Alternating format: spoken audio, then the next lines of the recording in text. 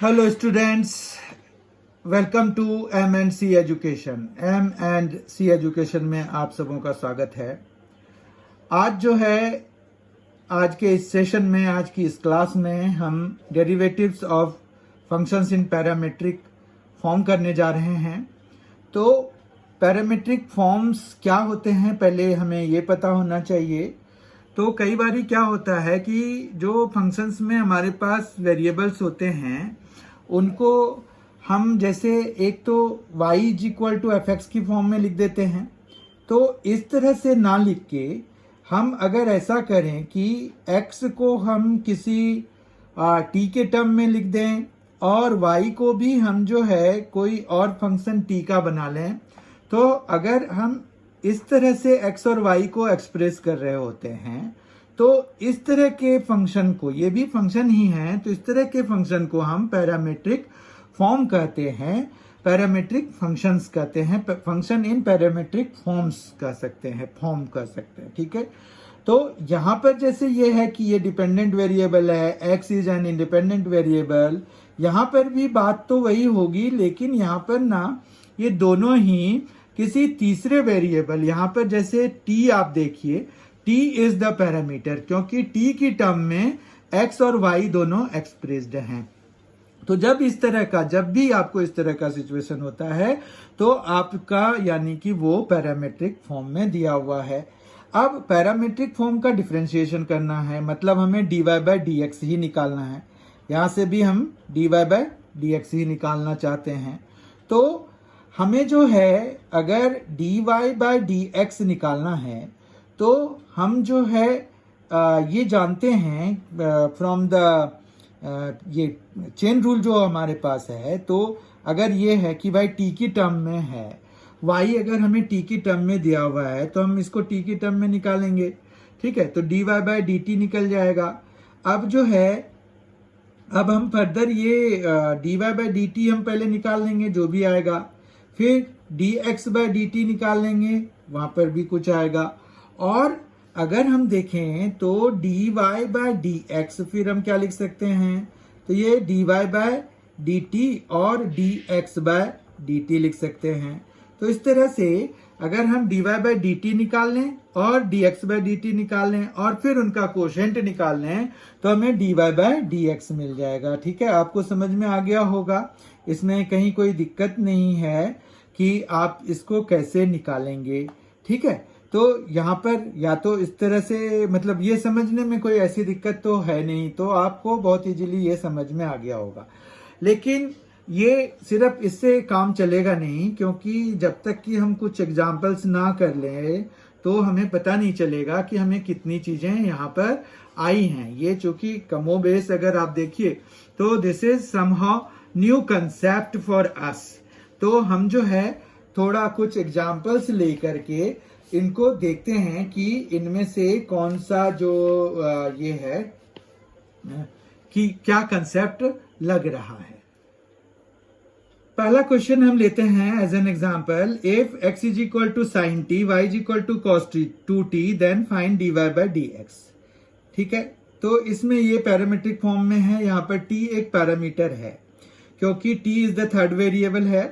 तो अगर हम यहाँ पर देखें तो dx बाय dt हम निकाल सकते हैं, वो हो जाएगा cos t, और इसी तरह से dy बाय dt हम निकाल सकते हैं, वो हो जाएगा माइनस साइन 2t, और ड्यू टू चेन रूल हमें 2 भी आ जाएगा। ठीक है, अब इस तरह से अगर हम देखें तो dy बाय dx हमारे पास मिलेगा dy बाय dt अपॉन में dx बाय dt मिल जाएगा। ठीक है, तो dy बाय dt हो गया माइनस 2 साइन 2t, और ये मिल गया cos t। फिर अगर हम देखें तो इसको भी खोल करके minus 4 sine t into cos T लिख सकते हैं, क्योंकि साइन 2t का फॉर्मूला होता है 2 sine t into cos T, और 2 पहले से ही है, माइनस भी पहले से ही है। ये इसलिए क्योंकि यहाँ पर कैंसिलेशन हो रहे हैं। अगर कैंसिलेशन का कोई चांस नहीं है तो फिर हम ऐसे काम नहीं करते, वो हम ऐसे ही रहने देते हैं जो भी आंसर आया। ठीक है, तो हमारा माइनस 4 साइन टी आंसर हो जाएगा इस वाले के लिए, मतलब हमने dy बाय dx निकाल लिया इस पैरामीट्रिक फॉर्म के लिए। Let us take another question, that is question 2. If x is equal to a theta minus sin theta, y is equal to a 1 plus cos theta, then find dy by dx. Again ये भी एक parametric form function का है. यहाँ पर theta is the parameter, तो हम यहाँ पर dx by डी थीटा निकालेंगे जो कि a 1 माइनस कॉस थीटा होगा. ठीक है, और dy by डी थीटा भी निकालेंगे जो कि हमें a, और ये 1 तो 0 हो जाएगा और यहाँ पर माइनस साइन थीटा आ जाएगा क्योंकि कॉस थीटा का डिफ्रेंशिएशन माइनस साइन थीटा होता है. अब नेक्स्ट स्टेप में dy by dx चाहिए अगर, तो हमें क्या लिखना पड़ेगा, dy by D theta upon dx by D theta लिखना होगा. dy by डी थीटा जो है वो है माइनस a साइन थीटा, जबकि ये है a 1 माइनस कॉस थीटा.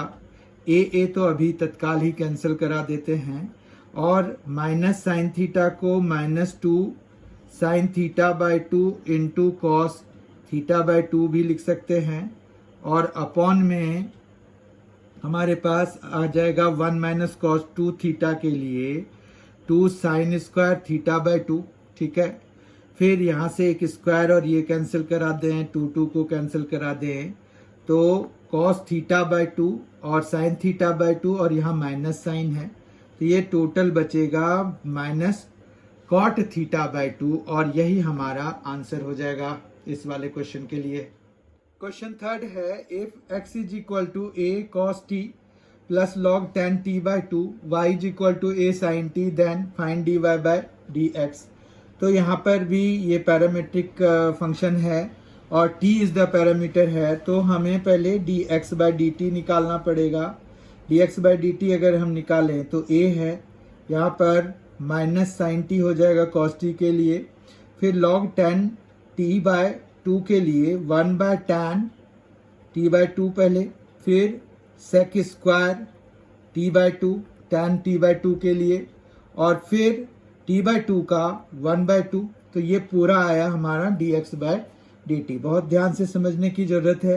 ये a हो जाएगा माइनस साइन t प्लस, यहाँ पर अगर देखें तो 1 बाय ये 2 यहाँ सबसे पहले लिख देते हैं, tan t बाय 2 को साइन t बाय 2 और cos t बाय 2 लिख देते हैं. ये साइन t बाय 2 और अपॉन में आता तो वो न्यूमरेटर में लेके चले गए.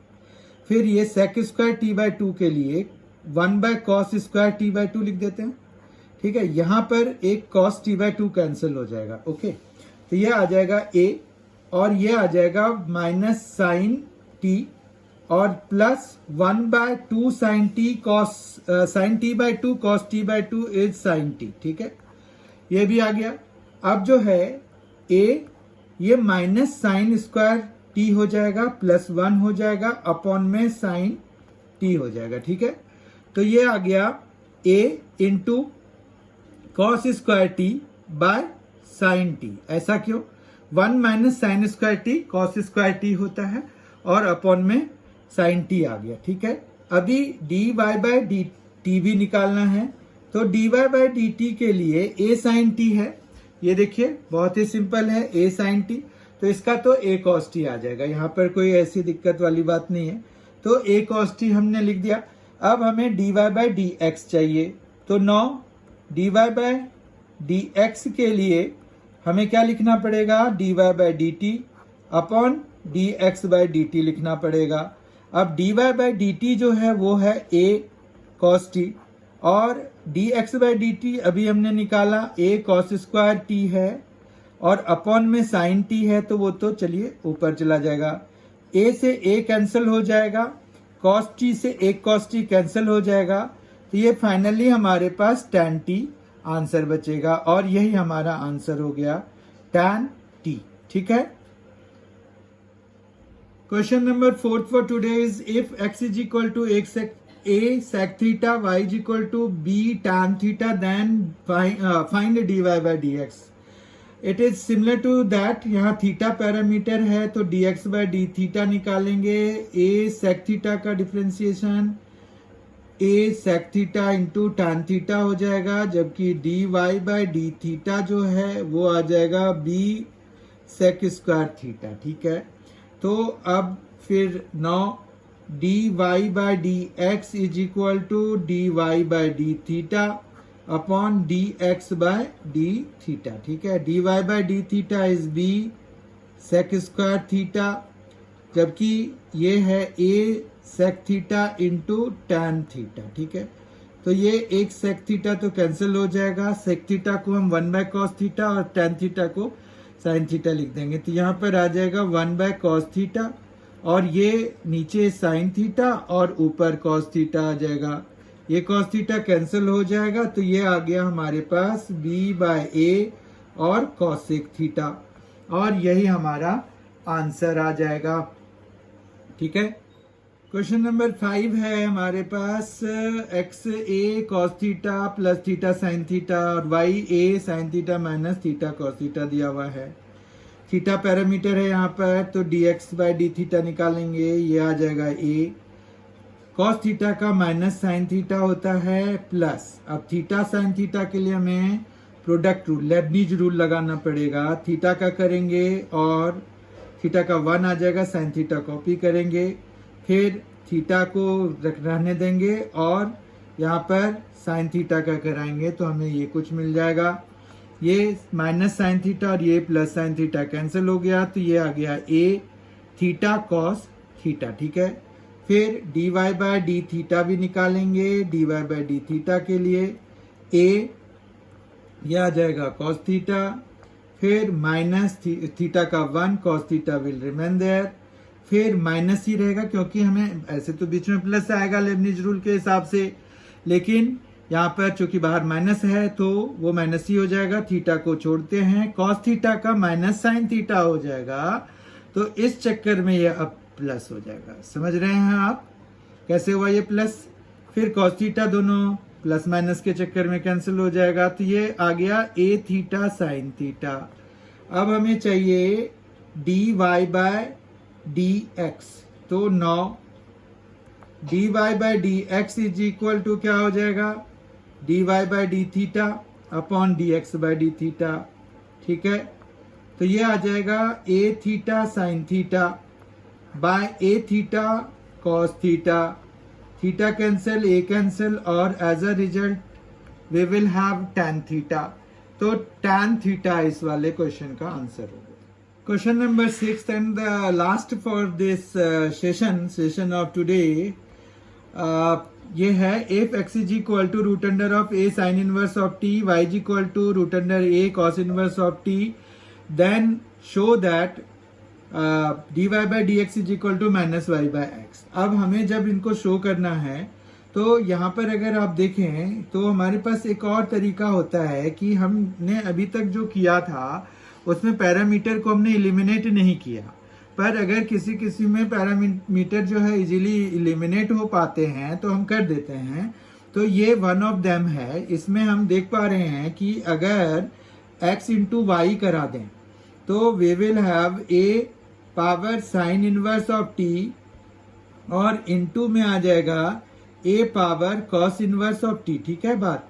तो इस तरह से अगर देखें तो ये a power sine inverse of t और into a power cos inverse of t हो जाएगा, है ना? क्योंकि रूट अंडर दोनों पे है तो हम उनको कंबाइन करके कुछ इस तरह से लिख पाएंगे। तो जब हमने ये लिख दिया उसके बाद जो है हम इसको क्या लिख सकते हैं, तो जब बेसिस सेम होते हैं तो पावर्स ऐड हो जाते हैं। तो इस तरह से अल्टीमेटली हम इसको इस तरह से लिख सकते हैं कि a power sine inverse of t plus cos inverse of t हो गया। ठीक है, अब a ये sign inverse of t plus cos inverse of t pi by 2 के बराबर होता है। ये हमने इनवर्स ट्रिगोनोमेट्री में किया है। साइड में आप लिख दीजिए sine inverse of t plus cos inverse of t is equal to pi by 2। तो अब ये क्या हो गया, कांस्टेंट हो गया साइड में, मतलब राइट हैंड साइड में ये जो टर्म है ये पूरा कांस्टेंट है। जब आप डिफरेंशिएटिंग बोथ साइड्स कराएंगे, differentiating both sides with respect to x we get, क्योंकि हमें dy by dx चाहिए तो विद रिस्पेक्ट टू x करा देते हैं।